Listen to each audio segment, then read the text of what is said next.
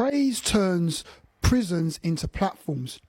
When we read the Bible in the book of Acts, it speaks about how Paul and Silas was praising God in the prison, and it speaks about how the chains broke off and all the doors of the prison opened up, and then they were able to preach the gospel to the jailer. So what you need to understand is that when you're in bondage and you're in chains and your feet are in fetters, that when you start to praise God, you're going to be set free, and then what's going to happen is that you're going to be elevated and be able to speak upon the platform. In other words, a door is going to be open, a blessing's going to be released, something good's going to take place in your life. But it all starts with that prayer. With that praise.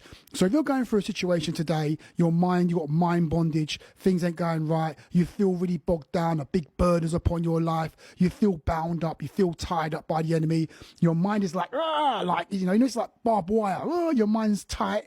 What you need to do is get into praise, because when you get into praise, God's going to break every chain and every fetter from off your life, and then you're going to raise up and you're going to be put on a platform, or in other words, you're going to be able to see the opportunities and the blessings that God has made available to you. Because when you're in bondage and you're underneath the condemnation of the devil, you can't see opportunities that God has made available to you. You can't live your life in spiritual clarity. You find yourself in darkness. So what we do is when we praise through, give God the glory, then all of those chains come off, and all of a sudden you can start to interpret and perceive the blessings of the Lord. You start to perceive the open doors and the opportunities. So get into praise today so that those chains can be broken and so that you can move onto that platform.